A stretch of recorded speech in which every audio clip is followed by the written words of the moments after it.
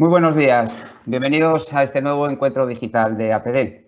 Espero que estéis bien y que poco a poco vayamos recuperando esa ansiada normalidad que todos deseamos. En esta ocasión nos acompaña Borja Iglesias, que es el director de Kaizen Institute en España, Alberto Encinas, director de la División Europea del Grupo Calvo, Sean Martínez, que es el CEO de Kaleido, e Íñigo Landa, director general de ThyssenKrupp Norte. Muy buenos días a los cuatro y bienvenidos a la comunidad APD. Como bien sabéis, en este formato de conversaciones de contingencia, desde APD lo que queremos hacer es dar voz a directivos como vosotros para que nos contéis en primera persona cómo estáis viviendo y gestionando en vuestras empresas la situación que nos ha generado la COVID-19. De verdad que muchísimas gracias a los cuatro por compartir con nosotros vuestra experiencia y las lecciones que habéis aprendido en este tiempo. Esta mañana vamos a hablar de empresa y competitividad ante una situación compleja como la actual, de cómo resolver la difícil ecuación para garantizar nuestra actividad diaria al tiempo que aseguramos las condiciones de trabajo adecuadas, atendemos a nuestros clientes y minimizamos el impacto en nuestro negocio. Vamos allá entonces, si os parece, con este primer bloque de preguntas que está precisamente relacionado con el contexto y la situación que estábamos viviendo. Dejadme que antes de continuar, comentaros a todos los que nos acompañáis en este encuentro que podéis formular las preguntas en el chat que está abierto a tal efecto. Como os comentaba y como bien sabéis, esta pandemia está suponiendo para todos un reto. Nos está poniendo a prueba nuestra capacidad de adaptación a entornos muy complejos e inciertos. Decía un político a principio de siglo que hay décadas en las que no pasa nada, pero hay semanas en las que pasan décadas. Pese a la exageración aparente de esta sentencia, esto es lo que ha sucedido en la práctica con la irrupción del coronavirus. Y es en este contexto estamos cuándo y cómo tomando decisiones en tiempo récord para mantener nuestra actividad diaria en nuestras empresas y poder seguir dando servicio a lo más importante, que es a nuestros clientes. Os lanzo la primera pregunta. Alberto, si te parece, que te lanzo a ti la primera para que abras el fuego. ¿Qué iniciativas estás llevando y estáis llevando en Calvo precisamente para mantener vuestra actividad y atender la demanda? Cuando quieras, Alberto. Bueno, en primer lugar, agradecer a APD y a ti, Santiago, por la invitación para participar en este foro y saludar a mis compañeros de charla y al resto de participantes, esperando que estéis todos bien de salud y que consigamos superar esta situación difícil en la que nos encontramos. En primer lugar, destacar que Calvo, al haberse identificado desde el primer momento como sector esencial, pues nos ha hecho mantener nuestras cercas operativas desde el primer momento. Y eso nos requirió ser más ágiles a la hora de implementar medidas preventivas. De hecho, yo creo que lo que hemos hecho bien es ser proactivos y tomar actitudes desde el primer momento. En ese sentido, ya el viernes anterior al establecimiento del estado de alarma, establecimos un plan de choque junto con el Departamento de Sistemas y de Recursos Humanos para facilitar en todo lo posible el teletrabajo. Todas las personas con posibilidad de hacerlo se le dotó de todos los medios necesarios para que pudieran trabajar de casa, de tal manera que el lunes 16 ya teníamos prácticamente a la totalidad de personas que pueden acogerse a ello trabajando desde casa. Y adicionalmente el propio viernes nos reunimos con los representantes de nuestros trabajadores y empezamos a establecer un protocolo de seguridad en nuestra fábrica para conseguir adaptarnos a esta realidad, que implicaba un refuerzo de la seguridad, refuerzo del equipo médico, una serie de medidas de acompañamiento al llegar a la fábrica, la distribución de equipos de protección, la revisión de los turnos de trabajo para conseguir escalar las entradas en la fábrica para intentar evitar que la gente se acumulase. Y yo creo que muchas de esas medidas estaban ya vigentes el día 16 y además también con una visión de qué haríamos en caso de que tuviésemos eventualmente alguna situación de contagio. Y yo creo que el hecho es que la realidad es que el nivel de comunicación y la colaboración ha sido importante por parte de ellos.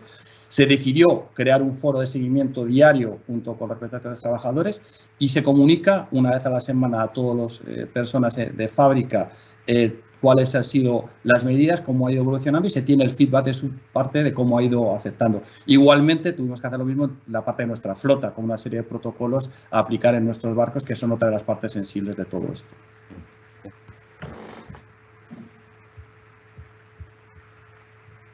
Muchas gracias, Alberto. Cedo la palabra a Íñigo y nos cuentas qué medidas estáis implementando vosotros. Cuando quieras, Íñigo. Bueno, pues para mí, antes de entrar en las medidas, me gustaría decir que hay una cuestión clave en todo esto que ha sido, después de poder reflexionar, ha sido la determinación. Y determinación no significa no ir adaptándose según va evolucionando la situación, que ha sido dinámica, pero sí el ir tomando las decisiones a tiempo. Nosotros también, la semana anterior a la declaración del estado de alarma, habíamos tomado ya la decisión de adoptar el teletrabajo para aproximadamente 1/3 de nuestra plantilla. Los otros 2/3 de nuestra plantilla pues no pueden teletrabajar. Nosotros somos una fábrica de escaleras mecánicas y las escaleras mecánicas hay que construirlas con aluminio y con cristal y con acero. Y lo que hicimos fue pues, actuar rápidamente también con nuestro comité de empresa. Enseguida llegamos a un acuerdo para hacer un permiso retribuido, una cosa muy similar a la que posteriormente se aplicó para el resto de la industria. Conseguimos ganar un poquito de tiempo esas 3 semanas anteriores a la Semana Santa, y junto con la Semana Santa pues tuvimos mucho tiempo para reaccionar y tomar medidas preventivas. Adicionalmente, como también teníamos pedidos críticos, pues pudimos mantener una pequeña parte de nuestra plantilla dando salida a esos pedidos para atender a nuestros clientes. Y luego, cuando volvimos después de Semana Santa, pues ya teníamos un montón de medidas preventivas implantadas, desde toma de temperaturas, teníamos EPIs, hicimos cambios de turnos, medidas higiénicas, cambios de layout, análisis de puestos de trabajo, pusimos un servicio de lavandería, hicimos también mucho intercambio con otras empresas. Y lo que estamos haciendo también es revisar, porque es verdad que a medida que va evolucionando esto, pues es cambiante. Vamos revisando junto con nuestros compañeros del comité de empresa a través de una comisión de seguimiento, pues vemos todas las medidas que se han ido tomando, y tengo que reconocer que además, en nuestro caso en concreto, la disposición de la representación de los trabajadores para hacer aportaciones constructivas y llegar a un acuerdo y a una serie de medidas eficaces ha sido muy valiosa. Por último, una cosa muy importante que yo creo que también es relevante, al menos para el bienestar de nuestros empleados, hemos reforzado mucho la comunicación interna con sistemas además más breves, más informales, más directos y más inmediatos. Yo creo que este aspecto también ha sido muy importante. Y bueno, pues la verdad es que a pesar de todo tenemos clientes contentos ahora mismo, empleados contentos y accionistas contentos.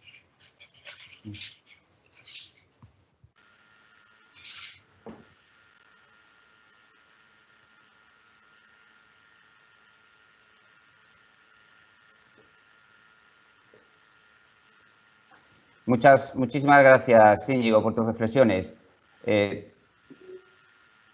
Pasamos entonces a Joan, y que estás en el sector de la logística. ¿Nos podías contar y enumerar algunas de las iniciativas que también estáis poniendo en marcha? Joan, si haces el favor, cuando quieras.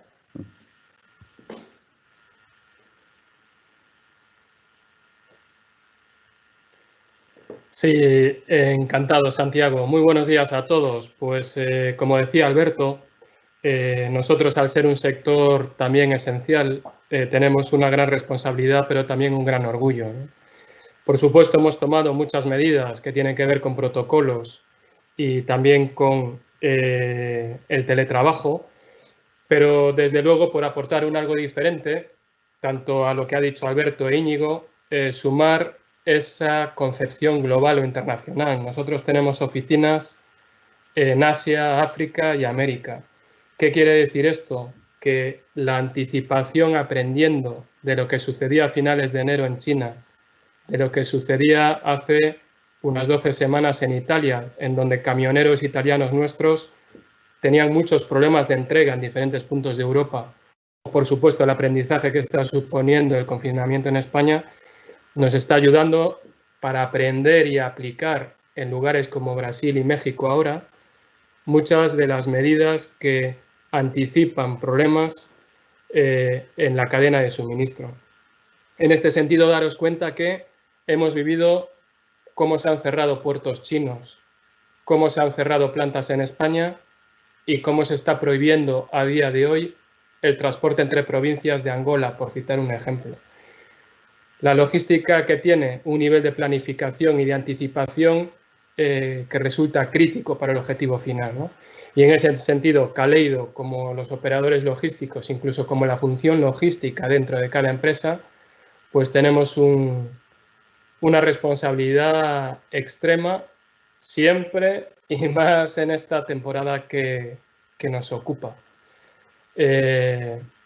A mayores de todo esto, lograr una información máxima que permita trabajar con toda la planificación posible y comunicar mucho, comunicar bien. Esta sería, digamos, que el resumen de una aportación en cuanto a lo que estamos haciendo a día de hoy con el COVID-19.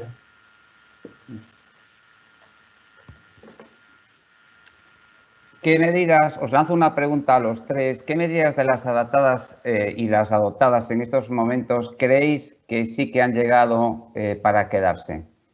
Si queréis empiezo ya por ti, Joan.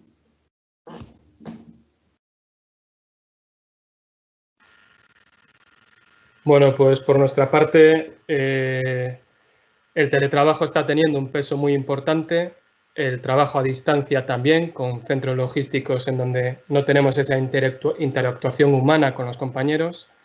Por lo tanto, estamos ya afrontando hoy, no mañana, retos como el mantener la cultura de la empresa, el asegurar el talento colectivo que tenemos. Recordaros que Kaleido es una empresa de logística y transporte, en gran medida es un prestador de servicio. Al prestar servicios, la gestión de lo líquido, la gestión de la relación con las personas es clave. Y desde luego no confiamos en que una cámara y un ordenador gestione todo esto.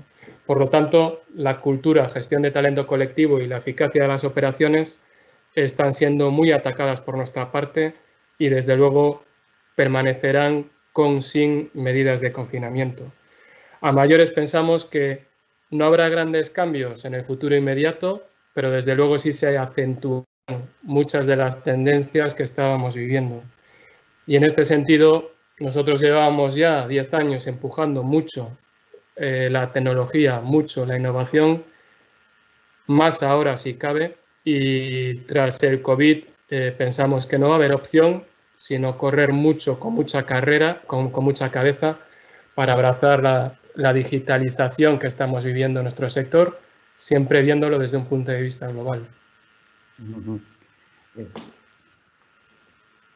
En vuestro caso, Alberto, en Calvo, ¿cuáles de las que has enumerado crees que tienen visos de permanencia?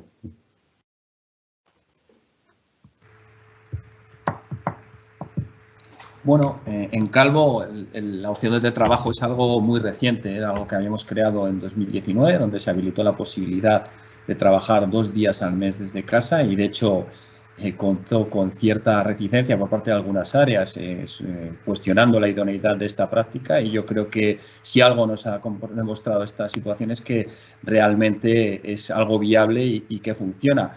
Eso no quiere decir que vaya a sustituir al 100% a la presencia física, que yo creo, como comentaba Joan, hay determinados momentos en que es necesaria y probablemente más que necesaria sea, digamos, una exigencia.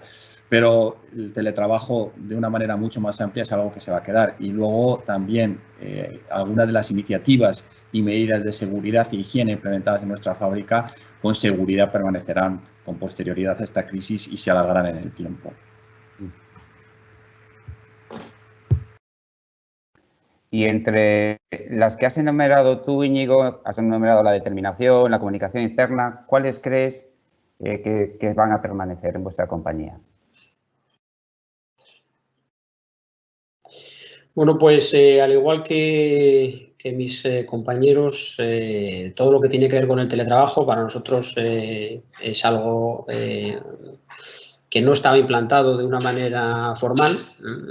Pues por supuesto que al final siempre te toca teletrabajar, pero porque estás de viaje, ¿no? No teníamos esta opción como algo permanente. Seguramente y es un aspecto que tendremos que considerar, pero seguramente todo lo que tenga que ver con el teletrabajo en parte permanecerá.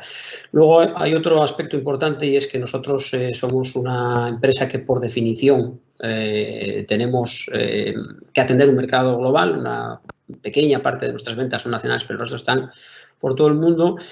Y yo creo que tenemos que replantearnos seriamente ciertas actividades que hacemos hoy de manera presencial, que tienen un impacto importante en nuestros costes y que esta crisis nos está demostrando que a veces se pueden evitar. No voy a decir que efectivamente se puede evitar siempre, pero los viajes internacionales son muy costosos en términos de tiempo y de dinero, y creo que es algo que seguramente de ahora en adelante haremos con mucha más racionalidad, quizás.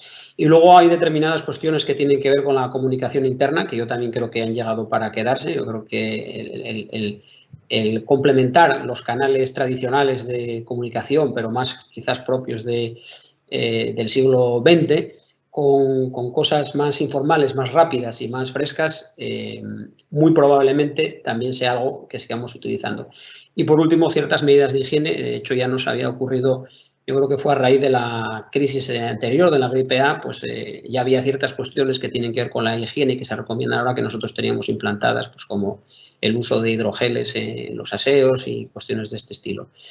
Quiero pensar que van a ser esas las cuestiones que queden planteadas. Luego, todo lo demás que tiene que ver con turnos de trabajo, etcétera, espero que sean cuestiones más coyunturales y que se superen tan pronto como se supere la crisis sanitaria.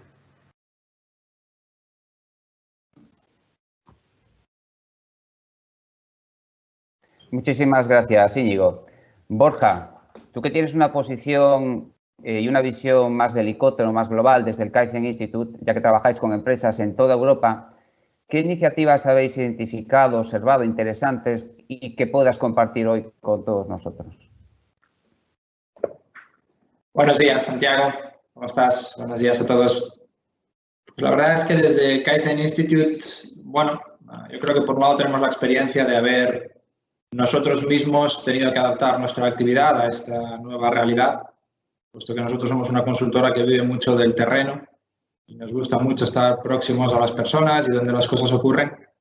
Y nosotros mismos nos hemos tenido que adaptar en forma de tiempo récord a poder seguir colaborando con nuestros clientes en formato remoto, que la verdad es que hasta hace poco nos parecía imposible, pero bueno, también nos hemos sorprendido de que realmente tenemos capacidad para poder colaborar y mantener la relación a distancia.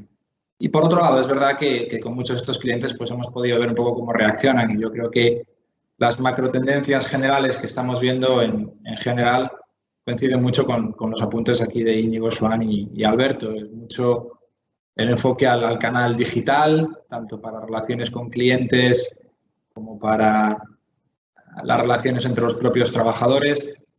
Mucha contingencia en cuanto a mantener la actividad presencial con medidas de distanciamiento que en muchos de los casos están penalizando hasta cierto punto la productividad y elevando los costes, pero creo que es un aspecto muy positivo, que en ningún momento se ha cuestionado esto. La empresa creo que más que nunca ha trabajado codo con las personas, y es algo que la verdad es que nos gustaría que se mantuviese en el tiempo en ambos lados.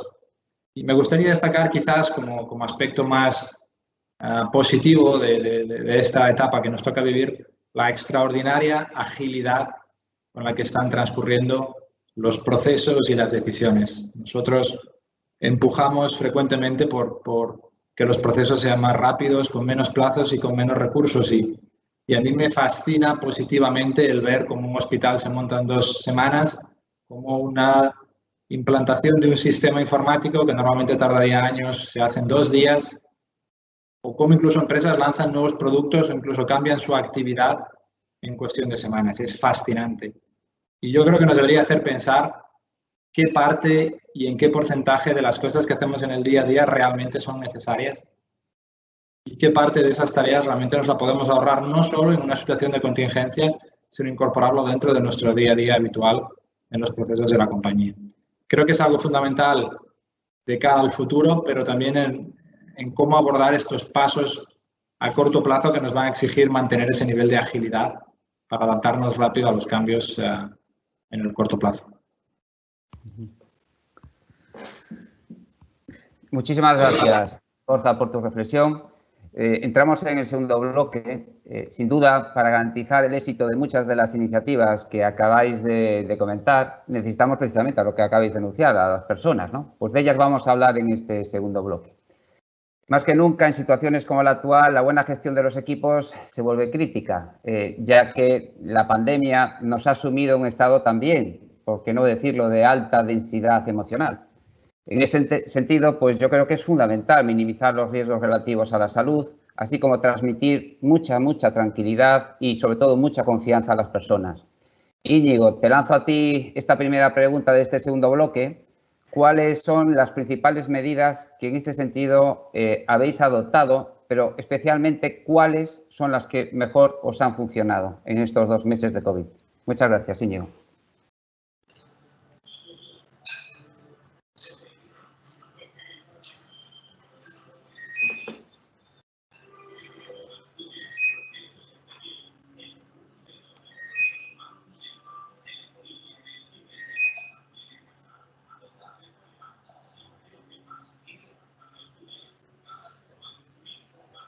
Sí.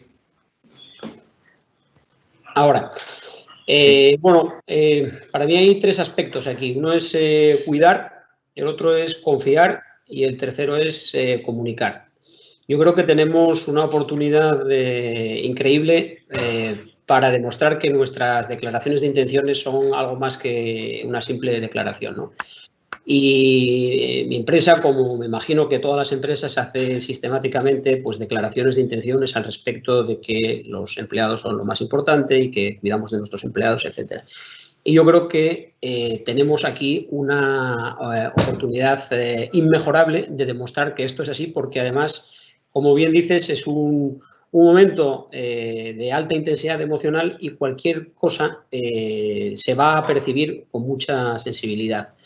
Cuidar para mí significa proveer de EPIs, facilitar la vida a las personas vulnerables, anteponer la seguridad de los empleados a los costes y a la productividad y, en definitiva, conseguir que todo el mundo sienta que efectivamente la empresa está cuidando de ellos. En el apartado de la confianza, yo creo que confiar también es muy importante y en concreto en relación con el teletrabajo especialmente, estoy escuchando cosas por ahí de otras empresas que la verdad es que me dan una cierta tristeza, ¿no? Nosotros hemos llegado hace tiempo ya a la conclusión de que tenemos que gestionar para los buenos. Y seguramente en situación de teletrabajo habrá personas que abusen, seguramente habrá una minoría que abusen y que se aprovechen, pero lo cierto es que seguramente esas minorías también lo hacen cuando no hay teletrabajo, ¿vale? Nosotros, la fábrica que yo dirijo, y yo creo de verdad que tiene la mejor plantilla del mundo, yo creo que me atrevería a hacer prácticamente cualquier cosa con esa plantilla, por eso hemos sido elegidos la mejor fábrica de ThyssenKrupp el año pasado, y de verdad creo que es muy importante que gestionemos para los buenos, con esa confianza.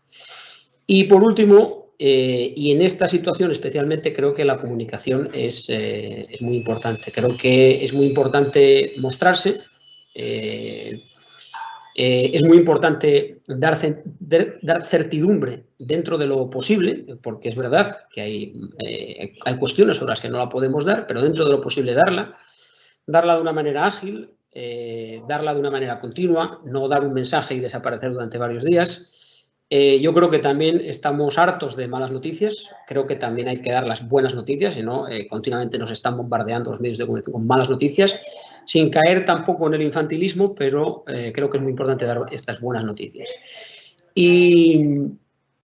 Y por último, en el apartado de las personas, creo que es muy importante también, sobre todo en un momento en el que una parte de las plantillas importante está teletrabajando y aislado del resto de sus compañeros, que haya mucha interacción.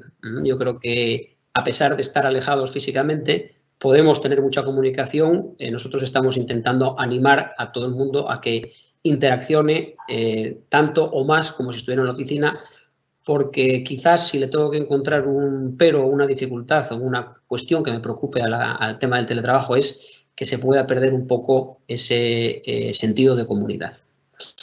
Y en ese sentido creo que es muy importante que en todos los ámbitos la comunicación sea también transversal. Muchísimas gracias, Íñigo. En vuestro caso, Alberto, ¿nos podrías enumerar algunas de las medidas que estáis implementando en materia de personas?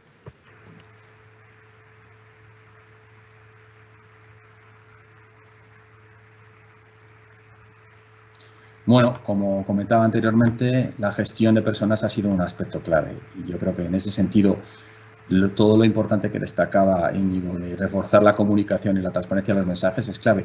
Y yo creo que convertir al colaborador en parte de la solución, es decir, que ellos se sientan realmente que participan en la toma de decisiones y se involucren realmente en la propuesta de medidas que consigan paliar la situación que estamos enfrentando.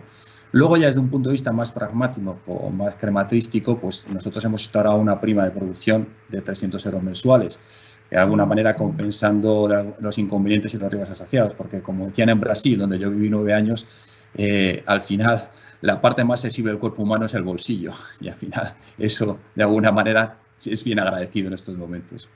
Adicionalmente, en nuestro caso hemos tenido incluso que reforzar turnos, hemos tenido que crear turno de fin de semana para atender a una demanda creciente y yo creo que se ha hecho con una agilidad y con una eficiencia bastante destacable. Hemos creado también un newsletter semanal digital donde se distribuye a todos los colaboradores y se explica cuáles son las medidas implementadas y cómo está afectando a la industria y a la compañía esta situación. Y hemos decidido mantener e incentivar todos los canales que tenemos abiertos. De hecho, esta semana yo tengo varias sesiones con colaboradores para explicar los resultados de la compañía en el tercer trimestre, el primer trimestre de este año, que es algo que hacemos ya habitualmente y que hemos decidido mantener a pesar de la dificultad, aprovechando todos los canales que la tecnología nos ofrece. Yo creo que todos en este momento agradecemos sentirnos acompañados, ser conocedores de lo que está ocurriendo y en ese sentido pues me gustaría públicamente agradecer a todos los colaboradores de Calvo la flexibilidad, la dedicación y el esfuerzo para adaptarse a esta situación que ha demandado mucho de todo ello por parte de nosotros.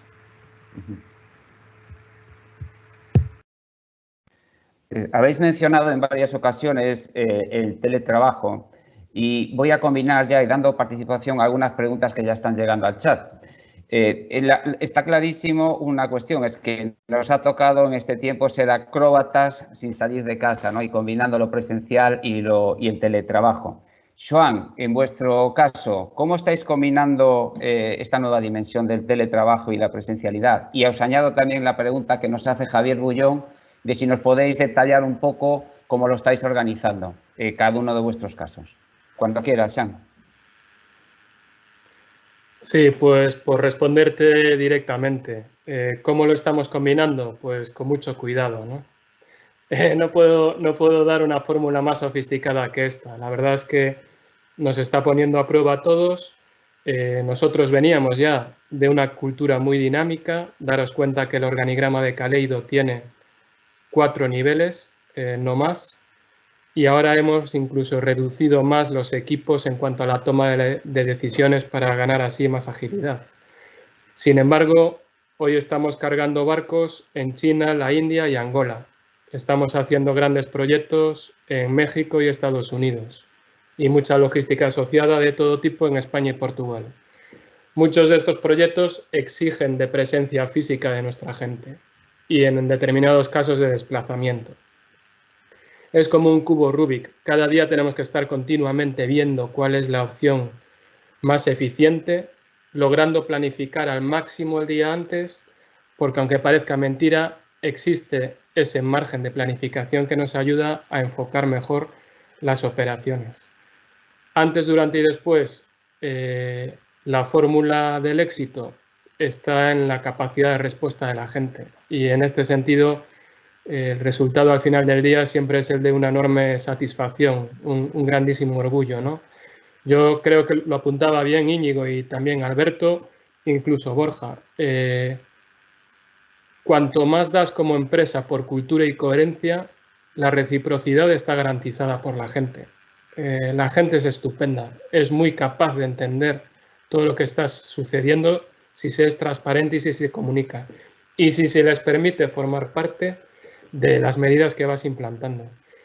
Y en ese sentido, la combinación teletrabajo con presencialidad está funcionando, ¿no? De una manera quizás artesanal, pero es que tampoco hay mucha otra opción más que comunicar mucho y bien, tomar medidas en conjunto y crear pequeños equipos para que ágilmente ejecuten. En vuestro caso, Alberto, ¿podrías detallar cómo estáis organizando el teletrabajo?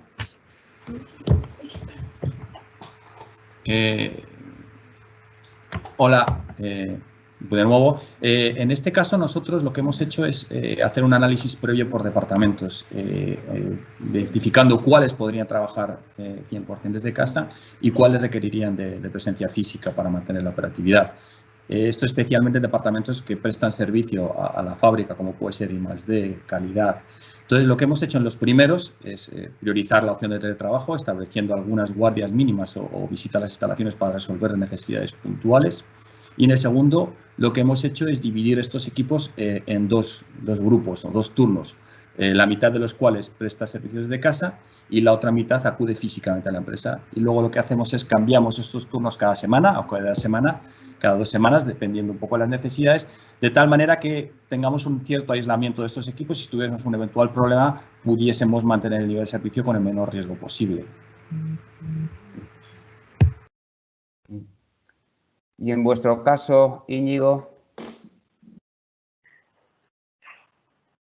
Bueno, pues en nuestro caso, como decía antes, nosotros hacemos escaleras mecánicas y las escaleras mecánicas, pues bueno, son varias toneladas de acero y de cristal y de aluminio que no podemos meter por la fibra óptica, ¿no? Entonces, la propia actividad ya determina que una parte importante de nuestra plantilla no puede hacer teletrabajo y para el resto solamente ha habido una línea directiva, que es ser lo más agresivo posible y tener a la mayor cantidad posible de personas teletrabajando. A partir de ahí, y volviendo al asunto de la confianza, pues lo único que les pedí sería también un poco presuntuoso por mi parte intentar determinar quién puede, quién no puede teletrabajar. Lo único que les pedí es que mantuvieran esa agresividad en intentar teletrabajar, pero teniendo muy claro también que las operaciones debían continuarse por encima de todo. A partir de ahí, pues la verdad es que la mayor parte del personal de oficinas está pudiendo teletrabajar y solamente excepciones muy contadas que efectivamente pues, llevan a cabo actividades que o bien porque no se pueden planificar o bien porque requieren un contacto directo con la producción, pues están acudiendo a la fábrica. Pero en principio la verdad es que está funcionando muy bien con ese simple criterio de que cada uno, de confiar y de que cada uno se responsabilice de que pueda hacer su trabajo teletrabajando.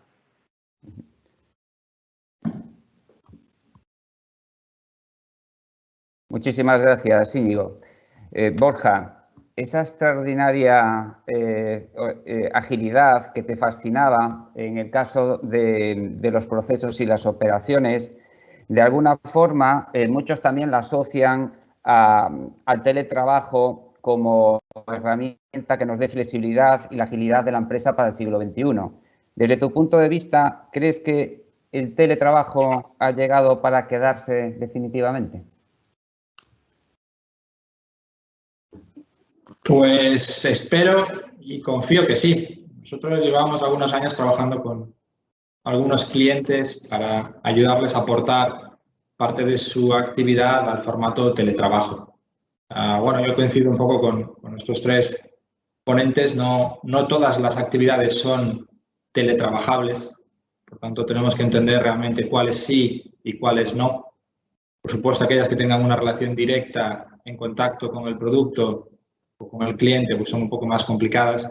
Para aquellas que sí que tengan capacidad de ser portadas al ámbito del teletrabajo, tampoco parece adecuado mantener un porcentaje de teletrabajo excesivo. Es decir, el teletrabajo tiene aspectos positivos, por supuesto, la flexibilidad laboral, conciliación, incluso reducción de costes de oficina, energéticos. Por tanto, entendemos que es un win-win tanto para empresa como para trabajadores, pero hasta un cierto punto. Nuestros benchmarks dicen que la cantidad de teletrabajo que una persona que puede teletrabajar es adecuada está en torno al 20, 30, 40%, no más de ahí, porque el contacto físico, la comunicación no verbal, el sentido de equipo es un intangible fundamental en las compañías que tampoco deberíamos de perder. Por tanto, incluso en los casos en los que sea posible teletrabajar, deberíamos intentar equilibrarlo. Y esto es una recomendación que a mí me gustaría hacer para ya, es decir, venimos de una situación de contingencia total, de confinamiento total, que estamos en vías de salir. Por tanto, dentro de trasladar confianza a nuestros trabajadores, no sé hasta qué punto pedirles que se queden en casa por los próximos 2 o 3 meses es una forma de darles confianza. Es decir, la realidad, la nueva realidad es segura, pero tú por si acaso quédate en casa. Por tanto, puestos a entender que el teletrabajo tiene un cierto peso positivo, a partir de cierto punto empieza a no ser tan positivo, yo intentaría retarnos a todos nosotros a intentar salir cuanto antes a esta nueva realidad, es decir, mantener el teletrabajo, pero al mismo tiempo empezar ya a retomar los contactos presenciales en un porcentaje de tiempo que sea natural. Y dentro de esto, tampoco deberíamos de plantear el mismo teletrabajo que hoy tenemos, que ha sido una implantación muy ágil y bueno, de contingencia, pero que para que el teletrabajo funcione bien en muchos de los casos tenemos que tocar un poco también el modelo en cómo gestionamos los procesos, sobre todo en los ámbitos más transversales y de soporte. Entonces, probablemente algunos de nosotros deberíamos hacer algún esfuerzo a mayores para entender mejor la carga de trabajo, trabajar más por entregables y de alguna forma también hacer reuniones eficaces en formato de teletrabajo, que en muchos de los casos está acabando por ser un factor que penaliza un poco la productividad en los ámbitos de teletrabajo. Muchísimas gracias, Borja, por tus reflexiones. Sí que os pediría a partir de ahora que los siguientes bloques poder, digamos, sintetizar más las intervenciones y que nos dé tiempo tanto a dar respuesta a las preguntas de los que nos acompañan hoy como a los siguientes bloques que teníamos previstos. Me gustaría abrir un bloque dedicado a la eficiencia y la productividad. Creo que todos podemos coincidir en que una de las grandes preocupaciones es la cuenta de resultados, ¿no? Ya que tenemos la responsabilidad de garantizar la eficiencia y productividad de nuestras empresas, básicamente para lo más importante, que es que sean rentables, ¿no? Este último mes hemos vivido parones de producción y demanda a una velocidad inédita y que debemos recuperar lo antes posible. Borja, recupero también tu anterior intervención y te lanzo a ti esta primera pregunta. ¿Cuáles son, en tu opinión, los principales ámbitos sobre los que actuar y en qué orden? Bueno, creo que esta parte de costes o de resultados, desde luego, siempre es importante en una compañía. Creo que en esta época y en el corto plazo lo va a ser más. Primero porque probablemente el poder adquisitivo de algunos de nuestros clientes baje y, por tanto, pues tenemos el riesgo de que nos intenten apretar en precios, también por la bajada de volúmenes. Y también sospecho que va a haber un aumento de competencia y una competencia más agresiva en muchos de nuestros competidores. Por tanto, esta parte que siempre es importante, sospecho que a corto plazo va a ganar, si acaso, aún más importancia. ¿En qué ámbitos creo que tiene sentido y con qué secuencia? Un poco al hilo de lo que hablábamos antes, creo que deberíamos de plantear la nueva realidad como una nueva realidad y dejar de hablar tanto de contingencia y adaptar nuestros procesos y nuestras medidas de distanciamiento repensadas como si fuesen las reglas del juego, porque lo son y lo van a ser durante bastante tiempo. Y por tanto, estas medidas transitorias tenemos que conseguir adaptarlas para que sean mínimamente rentables o que al menos no penalicen tanto en la cuenta de resultados. Por tanto, probablemente vamos a tener que repensar layouts, flujos, líneas, equilibrados de trabajo.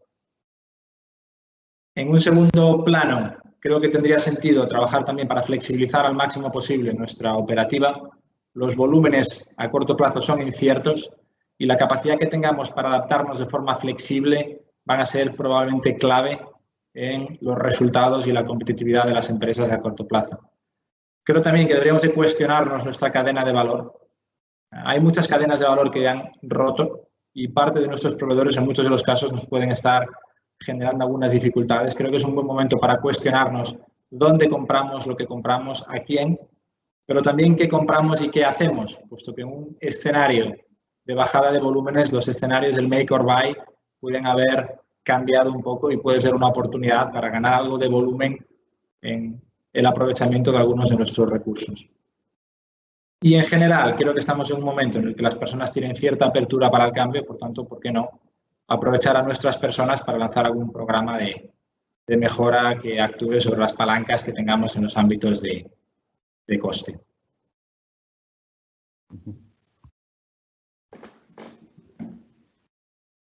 Sí, muchísimas gracias, Borja. En vuestro caso, Alberto, esta nueva realidad que estamos heredando y esta mayor sensibilidad con los costes que apuntaba también Borja, bajo vuestro punto de vista, ¿qué medidas estáis adoptando y para minimizar el impacto sobre esta compañía? Bueno, realmente en el primer momento las medidas orientadas al coste no han sido prioritarias porque nuestro objetivo número uno ha sido mantener operativa las fábricas. De hecho, muchas de las medidas implementadas han tenido impacto negativo en el coste, dado los empeoramientos de productividad asociados. Pero ya empezamos a lanzar proyectos para intentar recuperar los niveles de productividad en esta nueva normalidad que describía Borja. Al final tenemos que asumir que nuestros procesos han cambiado y como tales tendremos que reverlos y hacer una reestructuración de los mismos para volver a recuperar esa productividad. Lo que sí que estamos haciendo es aprovechar ventanas de oportunidad que están surgiendo en la negociación de compra de elementos importantes de nuestro coste. Y así, por poner algún ejemplo, la bajada del precio del petróleo nos ha permitido hacer una negociación muy competitiva de compra de gasoil para nuestros barcos para los próximos 18 meses. También hemos aprovechado para hacer un cierre de compra futuro de electricidad para nuestra planta. Es decir, estamos viendo realmente dentro de las partidas de coste dónde podemos tener oportunidades puntuales a aprovechar. Entonces, yo creo que estamos haciendo este tipo de análisis.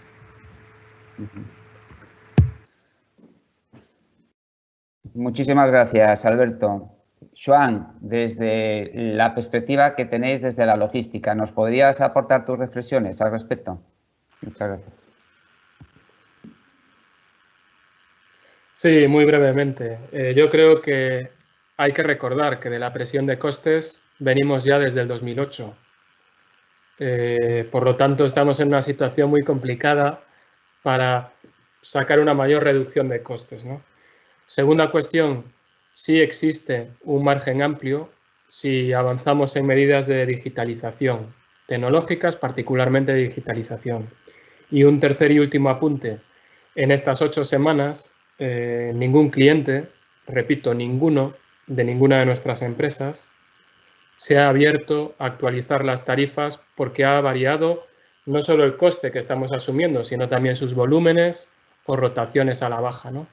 Sin embargo, quien sí ha hablado de tarifas es precisamente para buscar una reducción.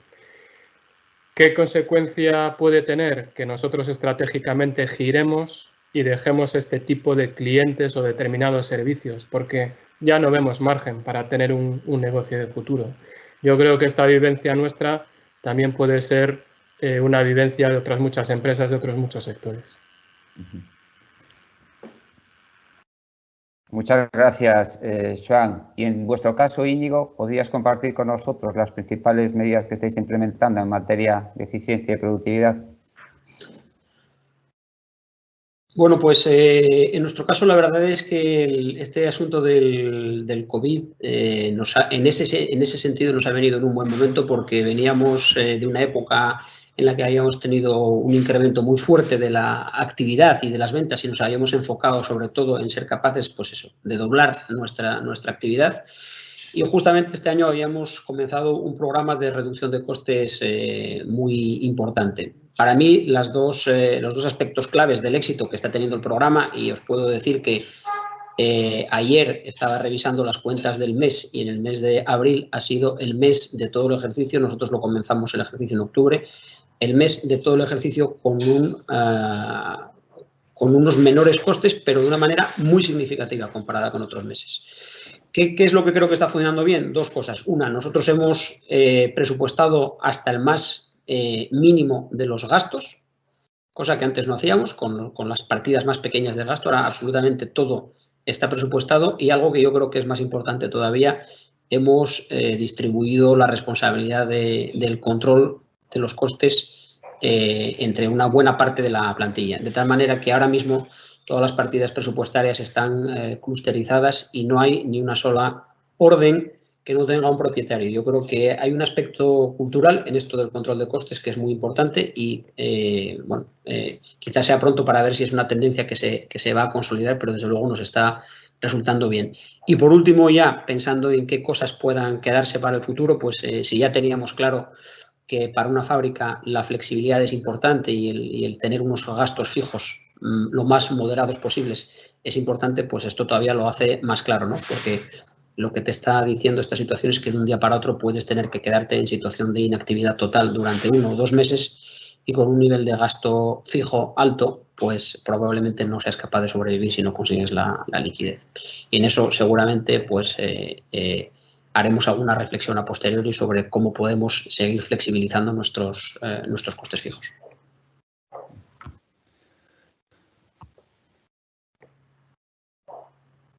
Muchísimas gracias, Íñigo. Entramos ya pues en el bloque de preguntas en las que hablaremos de los clientes y de mercado.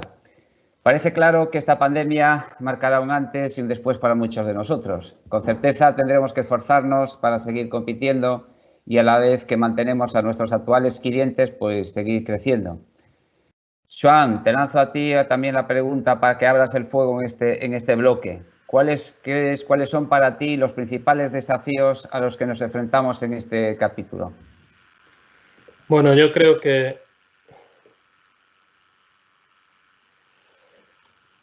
que hay una cuestión que tenemos que tener muy presente y es que mientras el COVID hace estragos, siguen sucediendo cosas. Desde el punto de vista logístico, que es el que domino, estamos viviendo un incremento de fletes de transporte muy notable en muchos tráficos. Se han reducido las frecuencias y se han reducido capacidades. Eso afecta tanto al coste logístico directo como al indirecto por el e-time, impacto en stocks, etc. No solo está sucediendo eso, sino que baja el precio del combustible y otros países o territorios, competencia de los nuestros, están logrando avances muy notorios. Polonia tiene conexión directa desde hace unos meses por ferrocarril con China.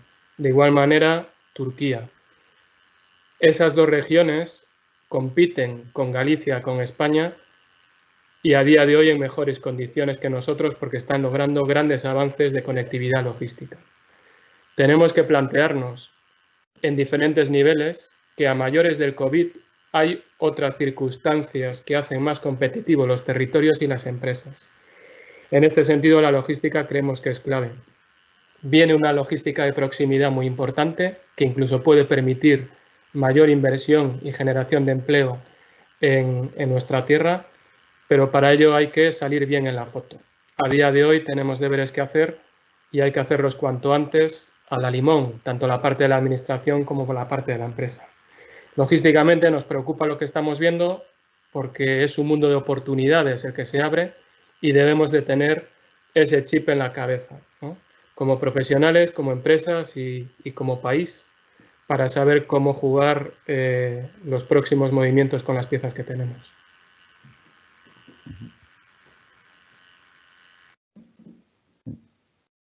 Muchas gracias, Joan. En vuestro caso, Borja, ¿podrías comentarnos tus impresiones? Yo creo que a nivel de desafíos que el mercado, los clientes nos van a pasar ahora a corto plazo, bueno, tenemos este tema de competitividad que antes hemos hablado, que creo que puede ser un desafío, pero llevándolo más al ámbito del cliente, creo que uno de los grandes riesgos que vamos a tener algunos de nosotros en el corto plazo es no saber interpretar los cambios en las expectativas de nuestros clientes, que probablemente van a cambiar. Muchos de los clientes están pasando un trauma a todos los niveles y las personas cuando salen de un trauma no siempre piensan y actúan de la misma forma que pensaban y actuaban anteriormente.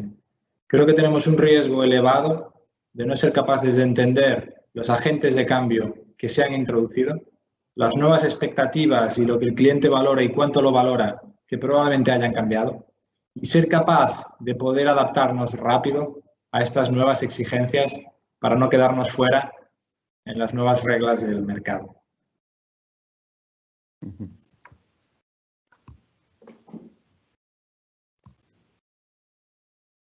Alberto, ¿qué desafíos encontráis o tenéis vosotros por delante con esta nueva situación? Bueno, a mí me gustaría centrarme desde la perspectiva de consumidor. Al final yo creo que en el gran consumo va a haber cambios muy importantes y algunos de los cuales son disruptivos. Y yo destacaría 3 grandes tendencias. En primer lugar, reforzando un poco el sentir que manifestaba tanto Joan como Borja, yo creo que va a haber una presión creciente del consumidor por el precio y eso va a hacer... al final esto es una realidad que ya hemos experimentado en crisis previas. Lógicamente se ha hablado mucho del Smart Shopper, donde va a cuestionarse cada acto de compra, va a verificar realmente de una manera mucho más exigente sus necesidades y eso pues nos abre un desafío de conseguir ser mucho más eficientes en la gestión de actividades promocionales. Yo creo que eso va a ser clave para nosotros, conseguir ser competitivos en el punto de venta y llegar con una propuesta del valor que el consumidor valore. La segunda gran tendencia es el fortalecimiento del canal online y esto sí que es una novedad para España. Pensemos que antes de la crisis en España escasamente se vendía en alimentación en torno al 1% del total del producto por canales online. Hemos tenido semanas recientemente donde los valores del año pasado se han multiplicado por 4 con crecimiento del 300 y pico %. Eso nos ha situado ya en un porcentaje que duplica la situación previa, pero probablemente eso va a crecer mucho más. La gente, en muchos casos, no va a estar dispuesta a pasarse tiempo en un supermercado expuesto a un posible contagio y en una situación donde al final compra bajo estrés y ese canal yo creo que va a tener un crecimiento sostenido. Y esto nos obliga también a tener una política comercial específica y conseguir seguir llegando a nuestros consumidores. Al final vamos a tener que convivir con los supermercados desarrollando sus propias plataformas online, con participantes puros del negocio online o pure players como Amazon o Ulabox y con unos nuevos competidores que han llegado, como son las plataformas de entrega de comida a domicilio, como Glovo y Deliveroo, que han abierto también sus propios markets donde venden productos de gran consumo. Al final es un mercado que está cambiando radicalmente y para el cual tenemos que adaptarnos. Y el tercera gran tendencia es lo que se ha llamado efecto nido o efecto nesting, donde muchas de las cosas que actualmente hacíamos fuera del hogar o hasta hace poco hacíamos fuera del hogar, estamos haciéndola en el hogar, ya sea formación, trabajo, ocio, deporte, y eso también nos impacta de forma importante en los hábitos de consumo. Nunca en la vida hemos experimentado tanta gente cocinando en casa. De hecho, bueno, pues nosotros dentro de las plataformas sociales estamos dando un enfoque especial a los contenidos de recetas y a los contenidos de entretenimiento. Se abren nuevos momentos de consumo, la gente estando tanto tiempo en casa, pues se abre más el espacio de consumo entre horas o el snacking. Entonces, al final son muchos cambios a los que vamos a tener que hacer frente y que debemos afrontar como oportunidades, porque al final nuestro objetivo tiene que seguir siendo hacer esa propuesta de valor y hacer esa entrega que satisfaga las necesidades de nuestros consumidores.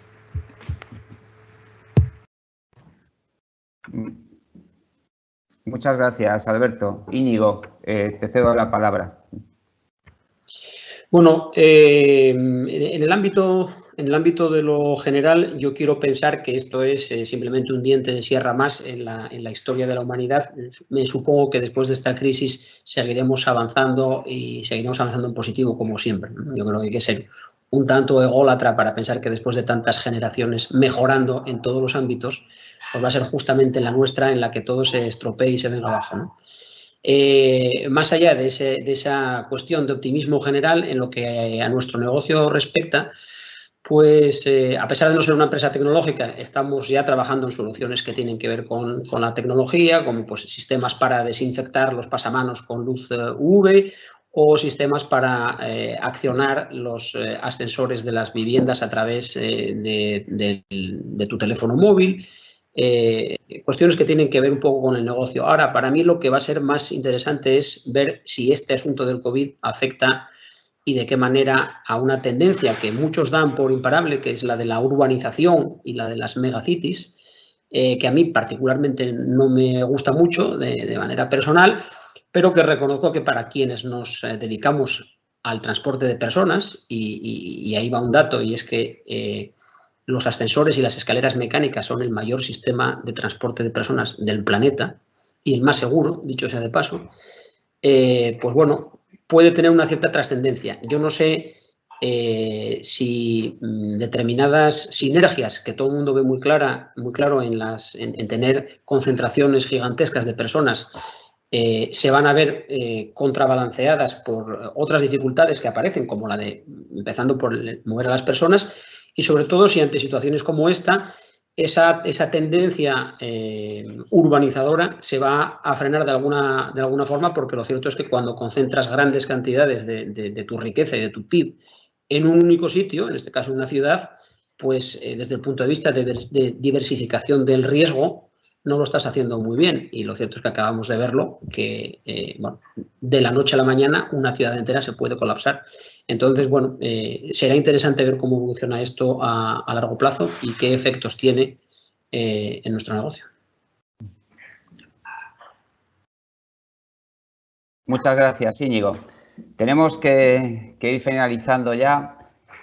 Recordaros y volvernos al pasado un poquitín. En 1890, justo antes de una crisis brutal también, Kipling, el escritor Kipling, terminó su primera novela, que se titulaba La luz que se apaga, una historia de amor, que publicó con 2 versiones. Una corta, con final feliz, que hizo las delicias de su madre, y otra extensa de desenlace trágico. Si tuvierais que hacer de Kipling, ¿qué final escogeríais para el final de esta novela? Os pediría síntesis, por favor. Si quieres, Borja, te cedo a ti la palabra para que abras tu final esperado o deseado, que tú consideres.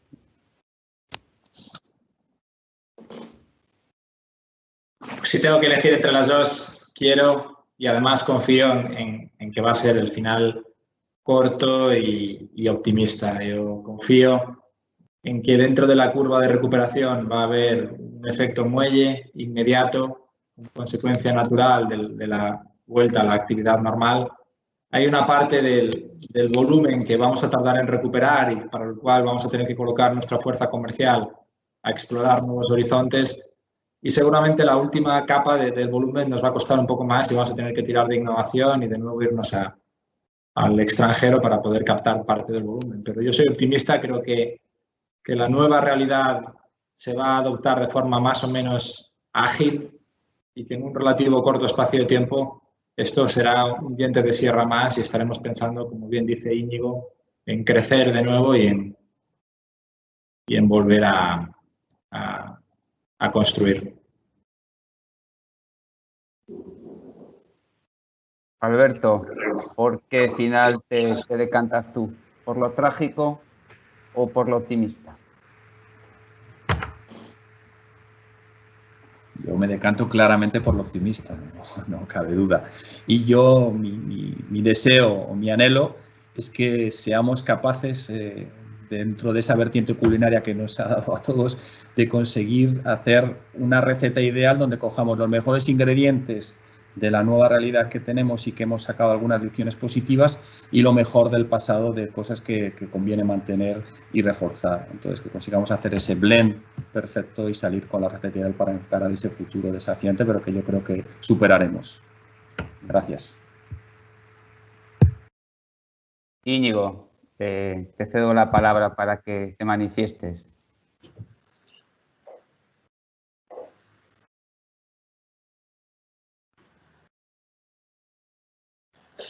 Pues sin ninguna duda por el optimista, ¿no? No podría ser de otra manera. Yo creo además que todos tenemos nuestra cuota de responsabilidad en transmitir ese mensaje de optimismo. Lo cierto es que analicemos el parámetro que analicemos, desde la educación, la salud, la longevidad, la criminalidad, el analfabetismo, absolutamente todos los parámetros tienen siempre una tendencia a mejor y no veo por qué esto va a ser un punto de inflexión en eso. Yo creo que sería un tema, como decía antes, de ser un poco ególatra. Creo que, como decía, tenemos todos nuestra responsabilidad en transmitir ese mensaje de optimismo. Aquí recientemente hay un caso muy paradigmático que suelo poner de ejemplo.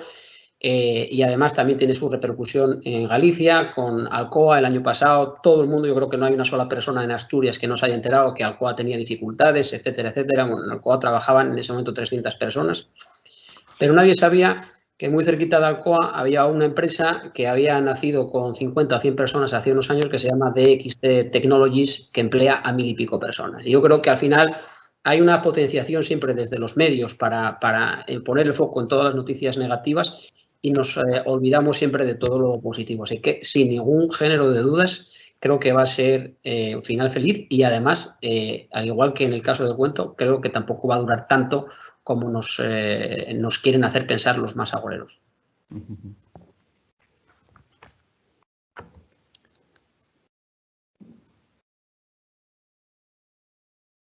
Joan, antes nos compartías con nosotros la experiencia vuestra de lo que es la globalización y las oportunidades que os daba para anticiparos, ¿no?, con las experiencias que se estaban dando en aquellos países que habían iniciado, digamos, el coronavirus, para después aplicar medidas y anticiparse en otros países.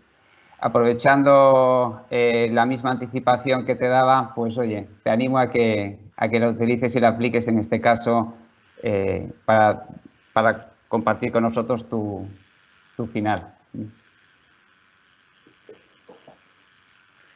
Sí, bueno, yo creo que lo que estamos viviendo aquí es replicable en todo el mundo.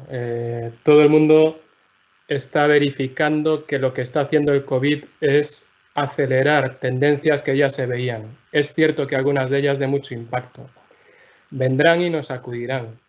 Pero al mismo tiempo, a mí que me encanta el deporte, particularmente el rugby, pienso que no se puede ganar un partido que no se juega. Entonces, desde el optimismo, pero también desde el realismo, tenemos que pensar en varias frecuencias. Y cuando se es pequeño, hay que pensar en el día a día, en el medio y en el largo plazo también.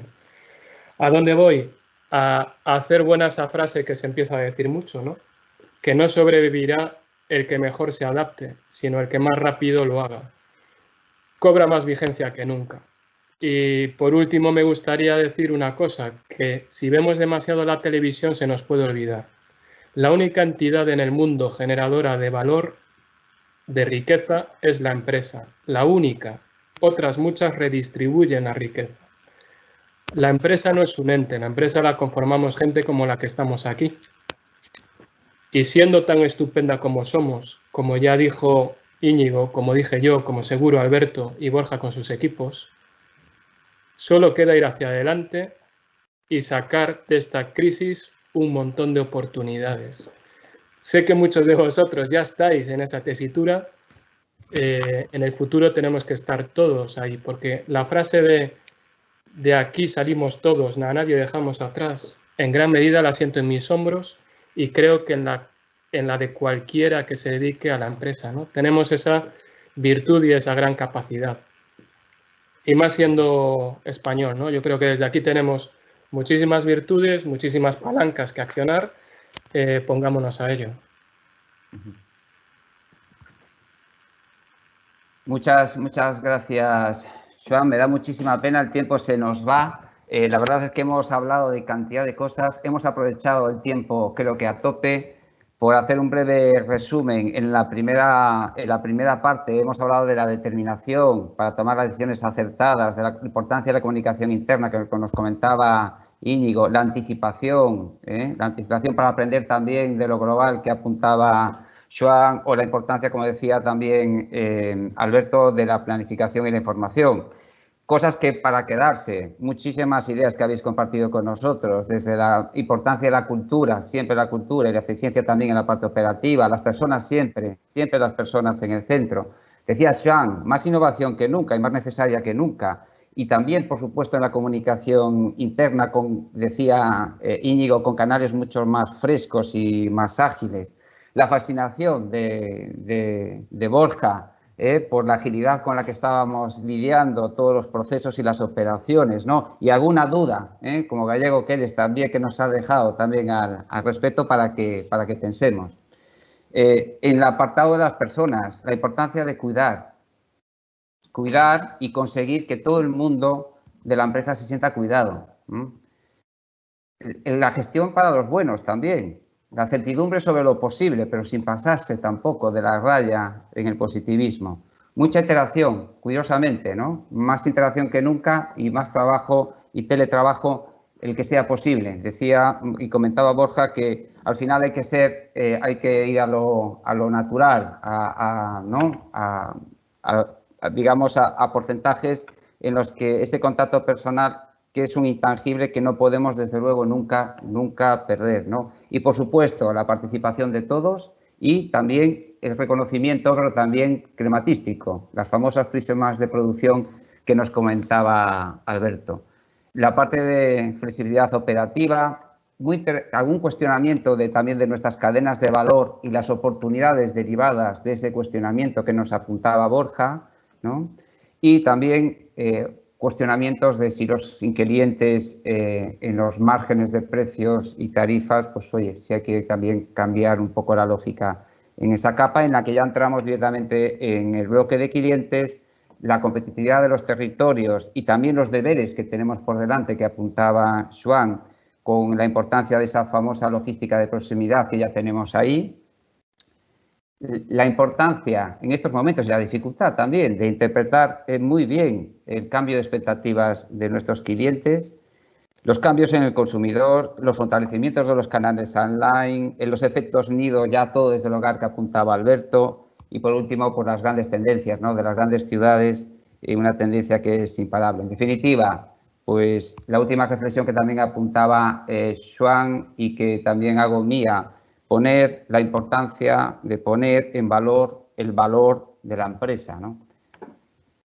Bueno, la verdad es que me da muchísima pena tener que no poder, digamos, hacer las preguntas que estaban del público, pero es que nos hemos quedado sin tiempo. Llegamos, lo siento, de verdad. La próxima ocasión intentaremos, ¿no?, gestionarlo mejor para el final de nuestro encuentro de hoy. Os agradezco muy sinceramente a todos vosotros, Borja, Alberto, Íñigo, Joan, vuestro tiempo, vuestra generosidad a la hora de compartir vuestras experiencias, vuestras reflexiones. Por supuesto, a todos los que nos habéis acompañado al otro lado de la pantalla. Espero de verdad que esta conversación haya sido útil para todos vosotros. Nos vemos en la siguiente. Un saludo y mucho ánimo.